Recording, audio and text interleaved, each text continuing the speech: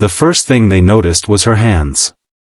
Not the wrinkles, not the silver threaded through her hair, not the lines carved by decades of sleepless nights and impossible choices, but her hands. They trembled slightly as she adjusted the surgical gloves, a tremor that made the young residents exchange glances behind their masks. To them, it looked like age. To her, it was exhaustion layered over a lifetime of muscle memory. And to the man who would arrive later that day in a thunder of rotor blades, those hands were the reason he was still alive. If you believe in kindness, second chances, and the idea that someone's worth doesn't expire with age, take a moment to like this video, share it with someone who needs hope today, comment where you're watching from, and subscribe to the channel. Stories like this deserve to be heard. Dr. Evelyn Carter had once been the kind of surgeon whose name traveled faster than ambulances. In her 30s and 40s, she had worked in combat zones, disaster relief camps, and overcrowded trauma centers where the line between life and death was often just minutes long. She had seen things most people could not imagine: children pulled from rubble, soldiers torn apart by explosions, mothers clinging to hope with blood-stained hands. She had learned to operate under generator light, inside tents, in hospital corridors when operating rooms were full. And she had become known, quietly but widely, as someone who could perform miracles when time had already run out. But time, as it does to everyone, had eventually turned its attention toward her. At 62, she was still working, still showing up before sunrise, still reviewing charts with the same precision she always had. Yet whispers had begun to follow her down the hospital corridors. Younger surgeons had newer techniques, faster reflexes, fresher stamina. Administrators spoke in careful language about liability, safety, and the future of the department. They praised her contributions while subtly shifting major trauma cases toward younger staff. They said it gently, but the meaning was unmistakable. She was becoming a relic. The breaking point came during a chaotic evening when multiple accident victims flooded the emergency department. A junior attending physician hesitated before assigning her a critical case, eventually redirecting it to someone else with the explanation that they wanted to keep things efficient. She had nodded, professionally, but inside something fractured. Surgery was not just her career, it was her identity. It was how she understood her purpose in the world. Being told she was too old for trauma felt less like feedback and more like erasure. That night she sat alone in the staff locker room long after her shift ended, staring at the faded photograph taped inside her locker door. It showed her decades earlier, standing in dusty fatigues outside a field hospital near Fallujah. Her face was younger, determined, fierce. Around her were soldiers she had treated, some smiling, some bandaged, all alive. She remembered the heat, the constant sound of helicopters, the metallic smell of blood mixed with antiseptic. She remembered the impossible surgeries performed with limited equipment and no margin for hesitation. And she remembered the moment someone had jokingly called her the surgeon of Fallujah after she saved 3 soldiers in one night. The nickname had stuck among troops, though she had never cared for titles.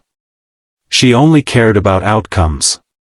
Years later, in a modern American hospital with climate control and state-of-the-art equipment, she was being quietly sidelined. Weeks passed. She tried to adapt, accepting fewer high-risk cases, mentoring younger residents, focusing on teaching.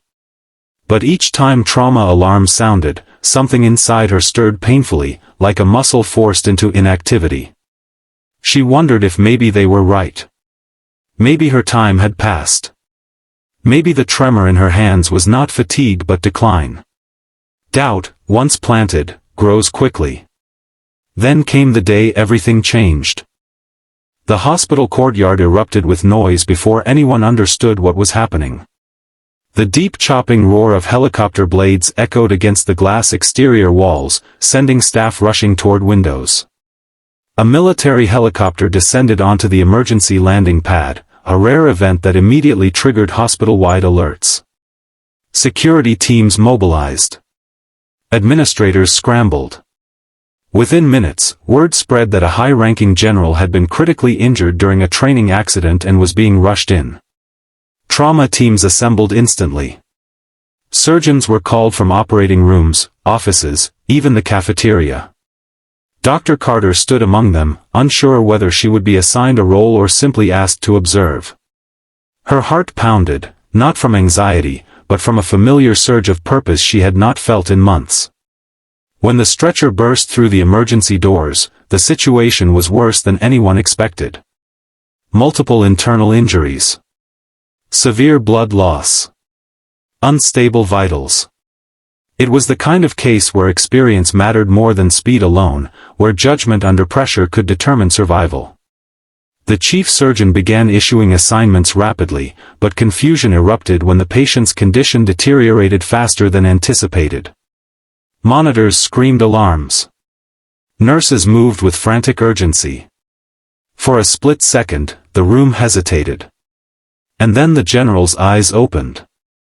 Despite shock and pain, he scanned the room with military precision until his gaze landed on Dr. Carter standing behind the line of staff. Recognition flashed instantly. His voice was weak but unmistakably urgent as he motioned toward her, insisting she take the lead. At first, no one understood why. Administrators exchanged uncertain looks. But the intensity of his insistence cut through the hesitation. Finally, the chief nodded. Authority transferred. In that moment, years fell away from her shoulders. She stepped forward, and something almost electric seemed to shift in the room. Her posture straightened. Her voice steadied. The tremor in her hands disappeared as muscle memory took over. She began issuing instructions with calm precision, directing staff, adjusting equipment, making rapid decisions that only decades of experience could produce. The surgery lasted hours. Inside the operating room, time lost meaning. There was only the rhythm of suction, clamps, sutures, and concentration. Younger surgeons watched in awe as she navigated complications with fluid adaptability. She anticipated problems before monitors registered them. She improvised solutions when anatomy did not cooperate. Her movements were economical, confident, and deeply practiced, like a master musician returning to a beloved instrument. Outside, hospital administrators waited anxiously, aware that the patient was not only a high-profile military leader but also someone whose survival could carry national attention. When the operating room doors finally opened, exhaustion lined her face, but her eyes carried quiet certainty. The surgery had been successful. Against significant odds, the general was alive. Hours later, once stabilized in intensive care, he asked to see her. When she entered his room, he reached for her hand with surprising strength for someone recovering from massive trauma. Tears filled his eyes, not from pain, but recognition. He explained that years earlier, as a young officer, he had been among the soldiers she treated overseas. She had performed an emergency surgery that saved his life after an explosion left him critically wounded. He had never forgotten her face, her voice, or the nickname soldiers used for her. To them, she was the surgeon of Fallujah, the doctor who refused to let death win. He told hospital leadership that if she had not operated again that day, he would not be alive now. And he said it publicly. The story spread quickly. News outlets picked it up. Staff who once doubted her abilities began seeing her through a different lens. But what mattered most was not the recognition, it was the restoration of her own belief in herself. She realized that skill does not vanish simply because years pass. Experience accumulates power that youth cannot replicate. Over the following months, she returned fully to trauma surgery, now respected not only for her past but for her present capability. Younger doctors sought her mentorship eagerly. Administrators adjusted policies to emphasize competence over age.